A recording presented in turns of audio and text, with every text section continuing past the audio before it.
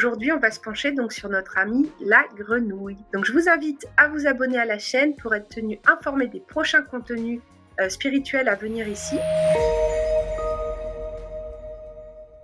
Donc ici, on est là pour parler des choses qui croissent, donc des grenouilles, de cette petite bestiole toute verte sur son nénuphar qu'on peut aussi rapporter au crapaud, ou avec le prince charmant, qui, quand la princesse l'embrasse, il devient un prince charmant, le crapaud.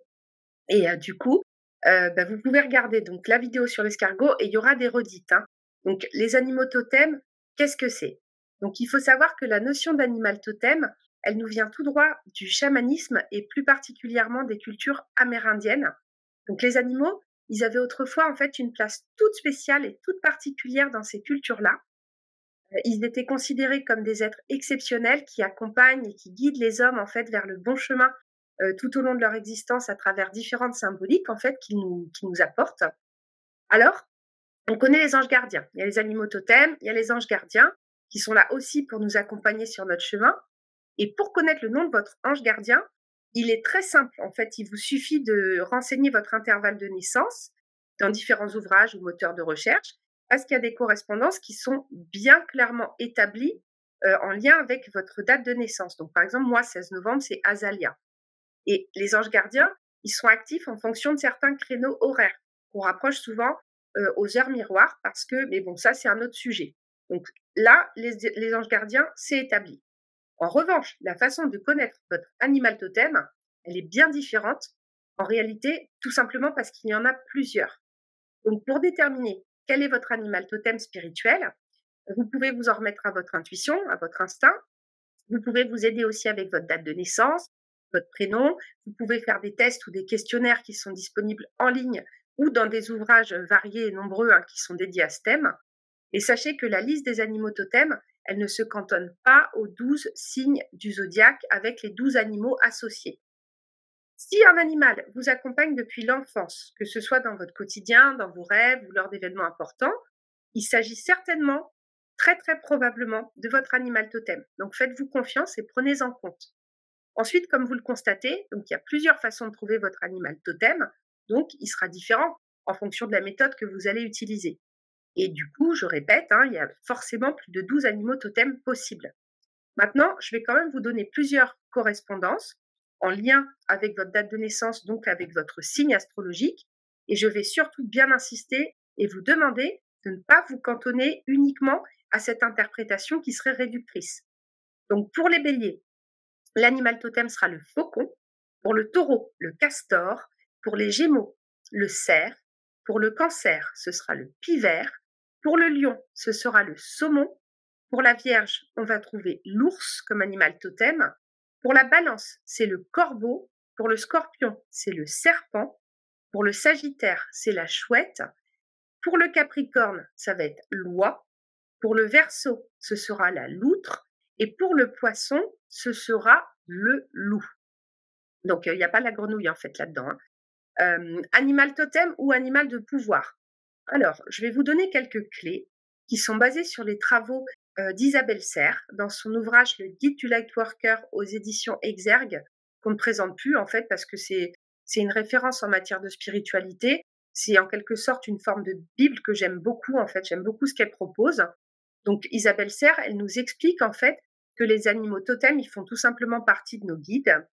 Un animal totem, c'est un animal protecteur qui nous guide vers la connexion avec notre véritable nature, avec nos propres instincts et avec notre force intérieure naturelle. En fait, l'animal totem, il vous invite à vous défaire du conditionnement de la société pour retrouver une connexion avec qui vous êtes en dehors de ces codes. Donc, au sein des animaux totems, on différencie l'animal totem de l'animal de pouvoir. L'animal totem, il est comme votre ange gardien et votre ange guide, c'est-à-dire qu'il est présent auprès de vous tout au long de votre vie. Il est uniquement relié à vous. C'est l'âme d'un animal que vous avez pu rencontrer ou que vous avez pu incarner dans une ancienne vie, comme une âme lumineuse qui se présente à vous sous la forme d'un animal. L'animal de pouvoir, lui, c'est un animal qui va se présenter à vous quand vous en avez besoin. Comme les anges protecteurs, en fait, le nombre des animaux de pouvoir, il va dépendre de ce que vous vivez et de vos besoins dans l'instant, de la guidance que vous avez besoin de recevoir. Un animal de pouvoir, lui, il ne sera pas forcément présent toute votre vie. Donc chaque animal totem ou de pouvoir, il a une fonction et une symbolique différente. Le découvrir, ça vous permet de découvrir des parties de vous-même. Ça vous permet aussi de comprendre le sens des événements que vous traversez, que vous êtes en train de vivre. Et comme vous le savez, il y a différentes façons pour rencontrer votre animal totem et votre animal de pouvoir. En fait, votre animal totem ou de pouvoir, il peut se présenter à vous soit pendant vos rêves, c'est fréquent qu'on cherche dans l'interprétation des rêves les animaux, il peut se présenter lors de moments de méditation, il peut se présenter à vous dans votre vie extérieure. C'est un animal que vous voyez tout le temps dans des conditions qui sont différentes.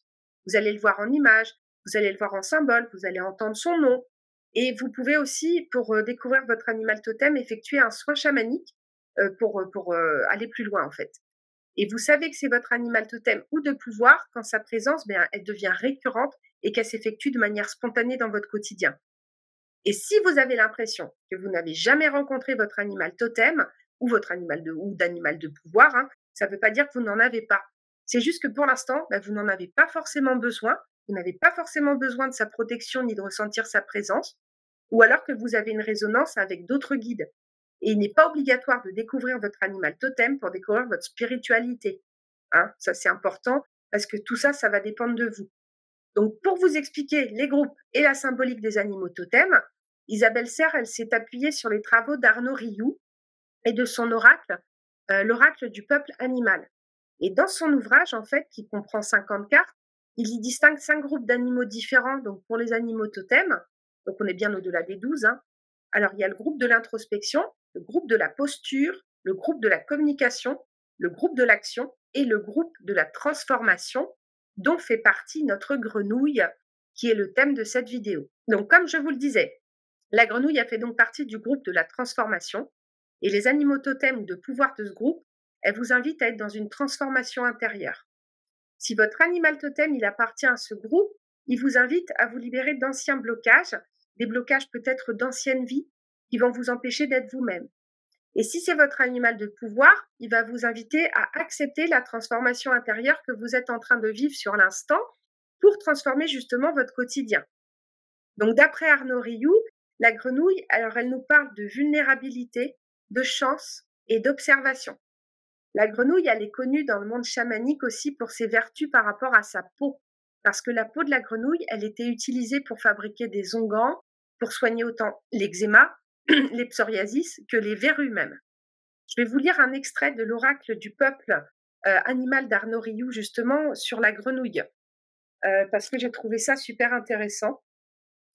Donc, il nous dit « Tu découvriras que ton être se prolonge bien au-delà des limites de ton simple épiderme. » Donc, la carte, elle représente une grenouille qui est posée sur une feuille de nénuphar qui flotte à la surface d'un lac.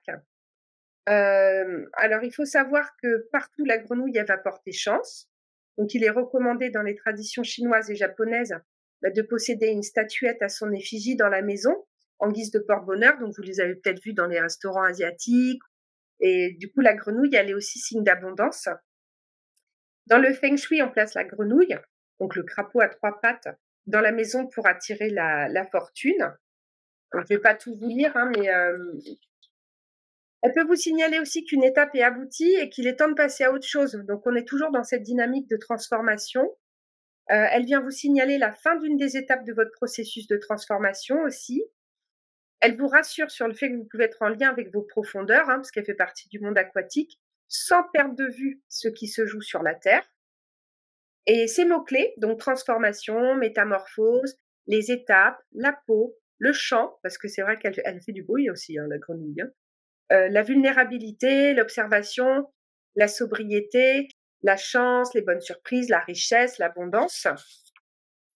Et du coup, ah oui, il y a aussi je voulais vous parler aussi alors oui, c'est un batracien. Je voulais vous parler d'autre chose. En fait, c'est qu'au départ, elle est déjà dans une démarche de transformation parce que au départ, c'est un tétard en fait. Et du coup, les tétards, ils sont visibles et finalement, elle n'est pas encore née la grenouille quand elle est à son stade de tétard. Donc oui, ça me paraissait important aussi de le souligner. Oui, c'est ça. Elle débute sa vie dans l'œuf, la prolonge dans le tétard pour finir en grenouille. Elle incarne le dernier maillon d'une chaîne de transformation totalement réussie. Donc ça, c'est pas mal. C'est l'accomplissement en fait de la métamorphose. Et du coup, Arnaud Rioux, il nous parle du rituel. C'est pour ça que je l'ai sorti pour vous en parler parce que je le trouve super intéressant. C'est le rituel de la grenouille.